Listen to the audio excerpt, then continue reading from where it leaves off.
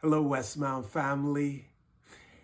My name is Christopher Heron, and it gives me such pleasure, such honor to introduce to you a very distinguished fellow who also happens to be a Montreal native and a native son of the Westmount Seventh day Adventist Church. He's had an incredible career, long-standing career as a recording, inspirational Christian artist. He has broke the internet with millions of views on YouTube for his version of Amazing Grace. He's met household names like Oprah Winfrey and Mother Teresa. And right now, I had the privilege of having a very intimate conversation with my friend, Mr. Wintley Phipps. 5 questions in regards to your ministry, your music, and of course, your connection to Montreal.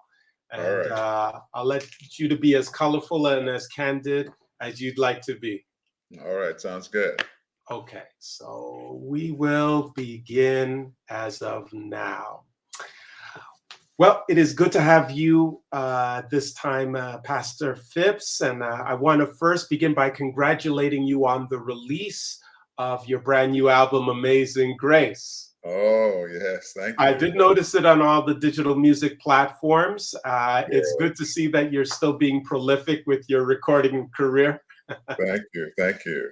I'd like to begin by asking a question that can be oftentimes taken for granted when a pastor is also a remarkable vocalist. And that is, from your perspective, do you see yourself as a pastor who's been given the gift of singing, or do you see yourself as a recording artist who has a burden for ministry from the pulpit? Well, that's a question that I've been asked pretty much all my life, whether I'm a singer who preaches or a preacher who sings. Yes. And the best response that I've been able to give people is really how I see myself. Okay. I see myself as a full service communicator. And what is a full service communicator? In other words, the real job is communicating, Mm, and you use all the gifts that God has given you to communicate, yes. to tell the story. And now some communicators uh, will only give you one dimension. Yes. I try to see myself as a multi-dimensional communicator, or quote unquote a full service communicator. Full service. I like that. That's a great term. I've also noticed that when it comes to your recording career, that you have a preference, if I may, of singing standard familiar hymns. Is that intentional on your part, or do you just have a love affair with the standards? Well, I've actually done the whole gamut of things. Yes, I mean, from literally being the first gospel artist on Soul Train, which is a groundbreaking moment sure in, is. in my life, to recording what at the time many would call R&B style gospel music. If you go online and you listen to my, I put out online recently a project called Praise from the '80s. Okay. And if you go online and you look up my praise from the '80s, you will see many of the songs that I had written, because I've been a songwriter for years. Songs like "I Choose You Again and Again," Yes. and other songs, or "Remember Me When You Come Into Your Kingdom, O Lord." So those were songs that I had written, but I had recorded it with a much more contemporary uh, '80s sound. Yes. But my goal again was to communicate, Okay. was to communicate to that generation. Um, a friend of mine said to me the other day, he told me the story about Frank Sinatra Okay. and the recently deceased Tony Bennett. Yes. And Tony Bennett was approached by Frank Sinatra, who said to him, "You've got a beautiful voice." He said, "I only have one recommendation to you," Frank Sinatra said. "Sing the American Songbook. Mm. Sing the great, great songs of America." And so when you listen to a Tony Bennett, you will hear these timeless, gorgeous lyrics and melodies. You know, I left my heart in San Francisco. You know, Mm. just timeless kinds of songs. And then my friend said to me, "You know, that's what God has allowed you to do. You have sung the Christian songbook. Mm. So when you look back, yes, I have had both the contemporary thing where I was nominated for Grammys Yes. as a result back then, uh, but recently most of the recordings that I've done have been what I would call the great Christian songbook, all the great standards of Christendom. And I will tell you, here's what I've seen. There's a hunger for it. Ah. There's a hunger for it. You know, the great lyrics of these hymns were much more poetic Okay. than, as one preacher said, the songs of today are 7-11 songs, 7 words sung 11 times. You know, back then it was much more poetry. Yes. It was poetic, and you had to have a good memory, Uh-huh. you know, to remember all the Amen. stanzas, you know, and so I am just excited that it has been my honor. Uh, for example, I will tell you this: my little Amazing Grace video Yes. on the Black Keys on the piano. That video is one of the most watched Christian music videos in the history of the internet. Wow. It has had over 60 million cumulative views. That's a Okay, lot. so you find another Christian artist. There are some, but it's very rare that you take a standard or Yes. a Christian hymn and 60 million views come from it.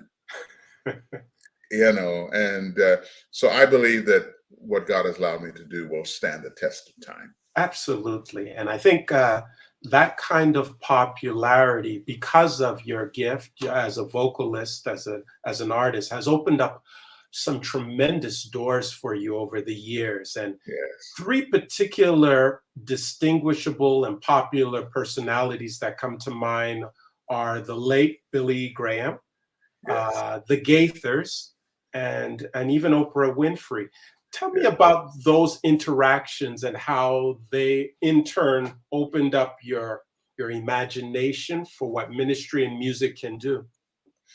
Well, it's interesting that you would, you know, choose those names. I was speaking the other day, and I was giving the names of, in the United States of America, there's something called the Congressional Gold Medal, and Okay. it's given to individuals and not necessarily American, but individuals who have made great contributions to humanity. Yes. And in the 246 years of the United States history, there are only 175 of them that have been given. And it has been my honor to sing for at least 10 of them. Mm. Uh, Billy Graham is one. Uh, Mrs. King is another. Retta Scott You know, King.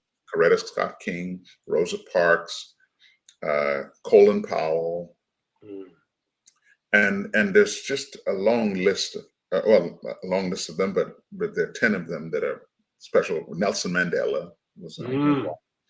And so all of these are people that I've met or sung for. And then I asked myself, what was common to all of them? And the thing that came to me was they were all people of profound compassion. Okay. There was, and God gave me a quote that the quintessential expression of love in action is compassion. Mm. Billy Graham was a man of tremendous compassion. His love for seeing people saved in Christ. And the person, I don't know if I mentioned this name, but the person that I spent the most time talking about, whose name has really become synonymous with compassion, that I was honored to sing for, was Mother Teresa. Wow. And I sang for Mother Teresa just before she, as a matter of fact, when she left the United States, 2, 3 months later, she passed away. Okay. And so there are interesting stories that God has allowed me, without a manager or without an agent, without someone making those connections. God made those connections for me, and they are amazing. Billy Graham came about because I was on a plane going to Atlanta, I think it was, on Eastern Airlines a long time ago. And I saw a flight attendant who looked a little discouraged. Okay. So I got a cassette. That's how long ago it was. And I gave it to her, and she said, "Thank you so much. I've been having a rough time. This will be a blessing."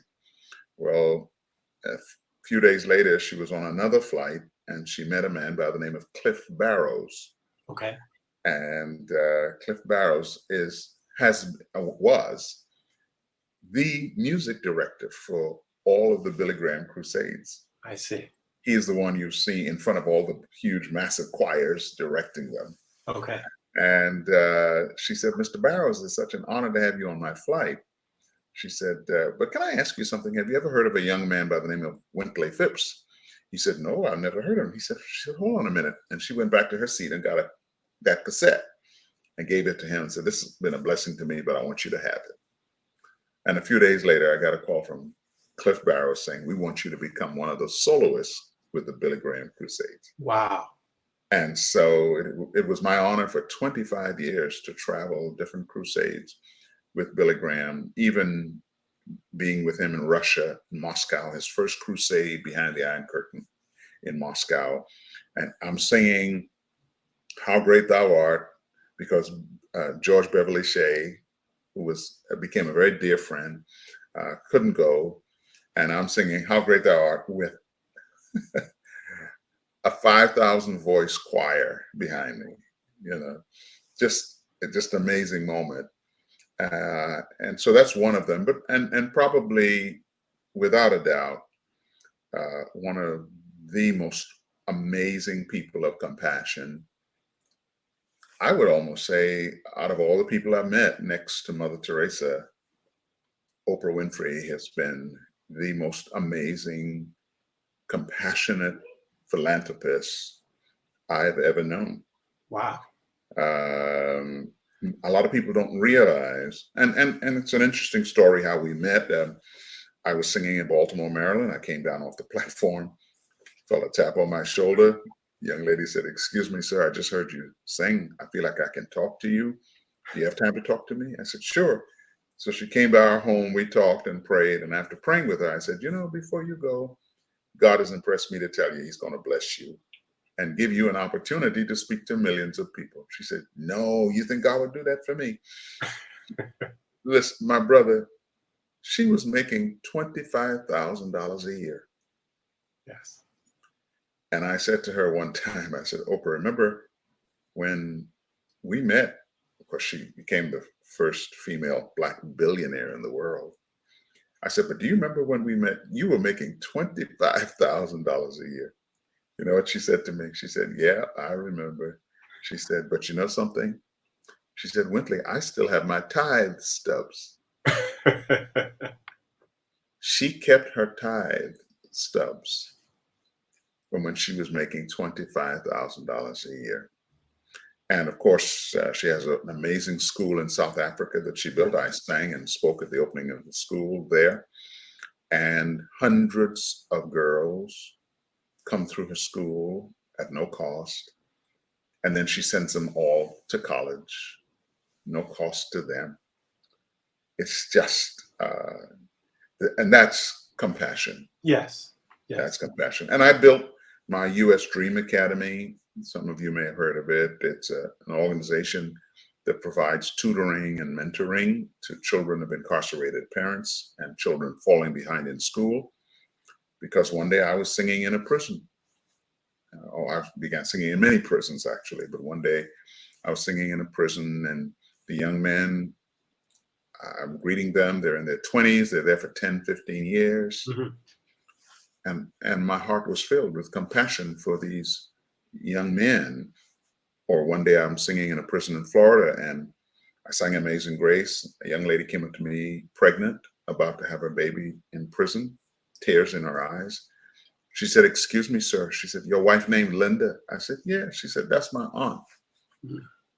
We didn't know that my wife's brother's daughter was in prison and about to give birth to a baby in prison. And it was out of that sense of compassion for so many young people who, without help, will end up in prison. I Yes. started this organization that's been, now we're celebrating this year our 25th year of ministry to children of prisoners and children falling behind in school.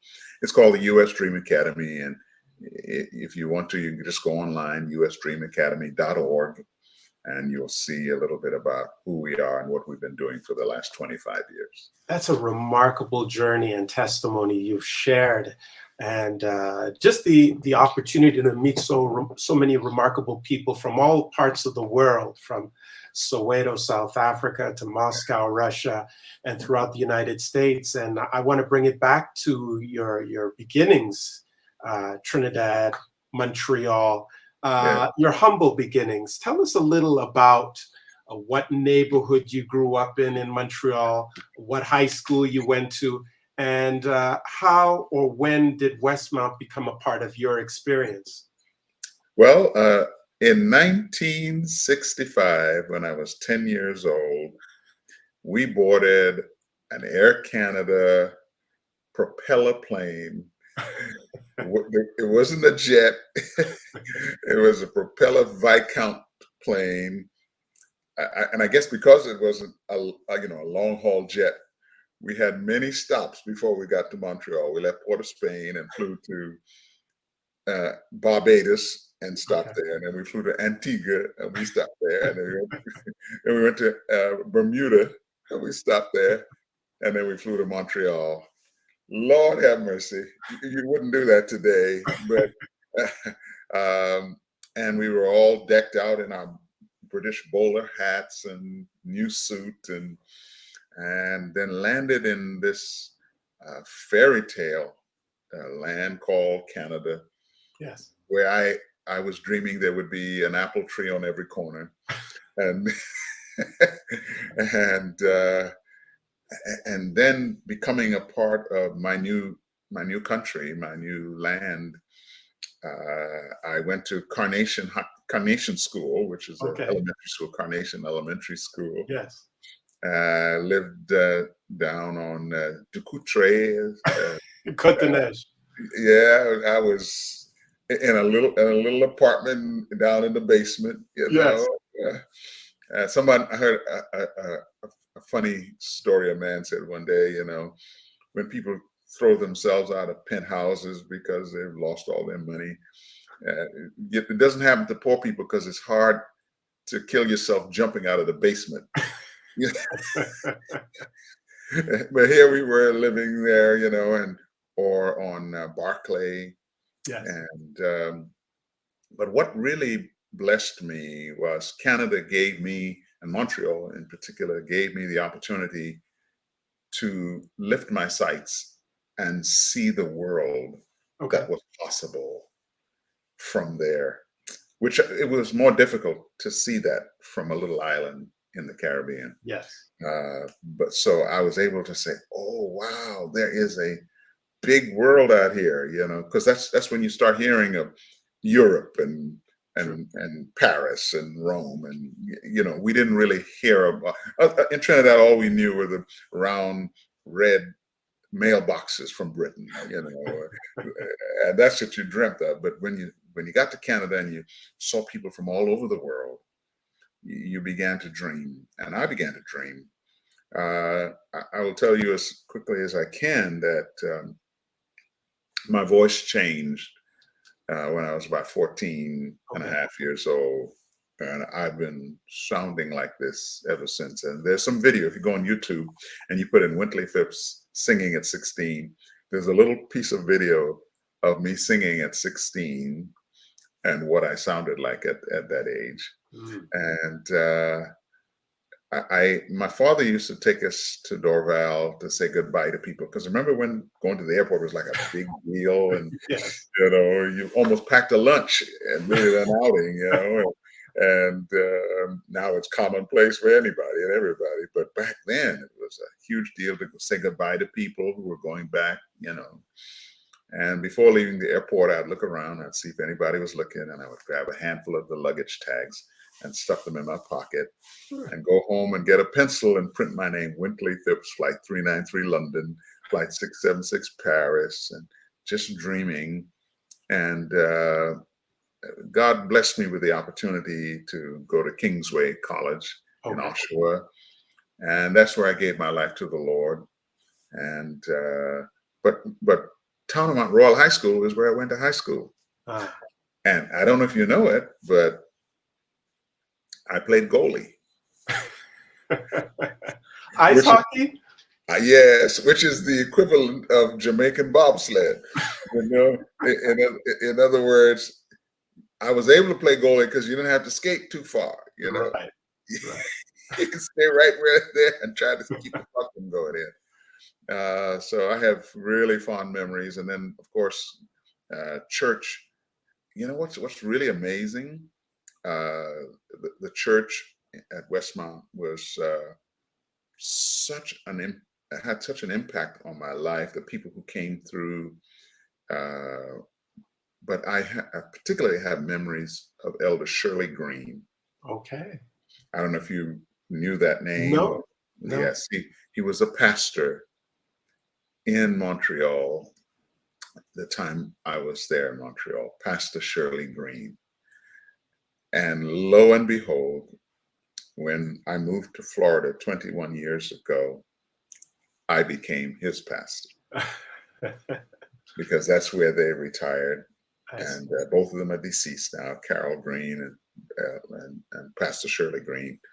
And but so their Montreal connections continued Yes. even after I moved to Florida. But I have fond, beautiful memories of Montreal. I think it's one of the greatest cities in the world, really. Mm. Uh, and I've traveled to a lot of cities in the world, Yes. and I remember when Man in His World came to Montreal. I was 67. yeah, and of course the subway came in for That's for right. that, That's and right. that was exciting because we'd never seen trains with rubber tires. But I just pray that God will continue to do for others in that city what He did for me. He opened my heart and my eyes to my destiny and what could happen. And boy, it has been an amazing, amazing journey for me. That is so. I'm going to conclude by asking you this question, because it is true that your eyes can become open to the possibilities in a city like Montreal. But then there are also people who, particularly in this era, in this generation, as you've probably discovered and seen from your own perspective, a lot of hopelessness as a result of the pandemic, as a result of a lot of the political and social upheaval. What would you tell those who perhaps are a little uncertain about these times that seem a little bit perilous? Well, I really have a very singular message for them. Uh, and it is this: that the God you serve is the ultimate dreamer. Mm. Nobody dreams like him. And because when he dreams, planets are born. Mm. You think about that. The power to be able to dream, and galaxies appear. Stars are created when you dream. Well, when he dreams, he also dreams about us. Mm. He actually dreams about you, anyone who's listening to me. The Bible says, God says, I have plans for you. Yes. I have dreams for you. And I was able to find out, no matter where you live,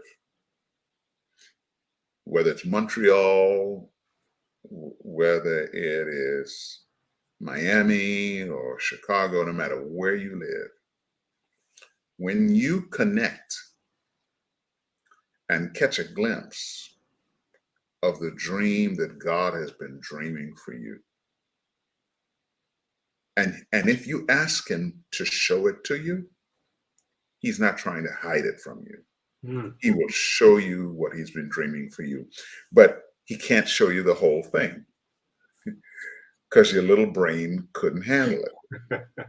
You know, when I prayed, I was 16. I was 16 and I prayed this prayer.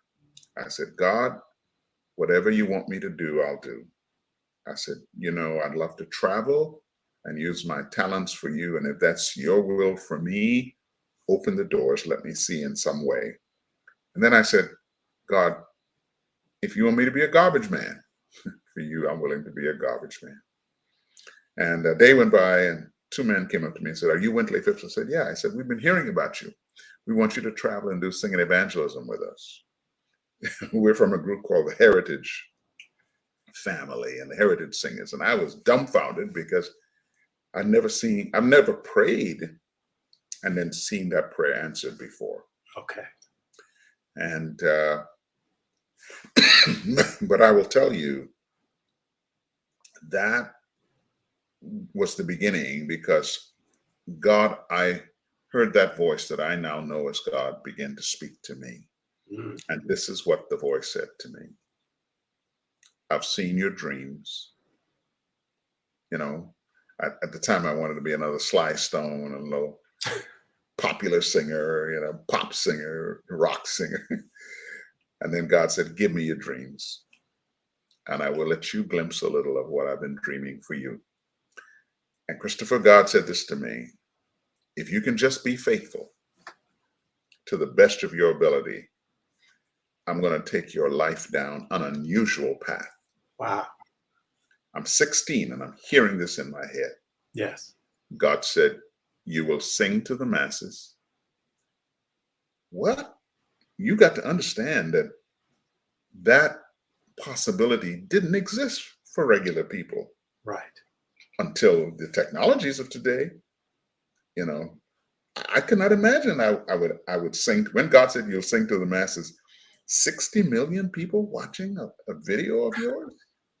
Yeah. Truly, he saw all those years ago what I couldn't see when he said you'll sing to the masses.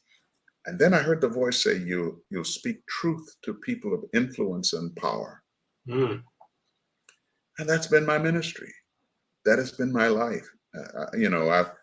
I've literally give God the praise and glory because I didn't do this. I've had breakfast or dinner or sat at a table with 7 of the last 8 presidents of the United States of America. How do you do that? Right. Only God can do that for you. But remember what I'm 16, and that's what he said in my heart. You'll speak truth to people of influence and power, and that's what I've been able to do.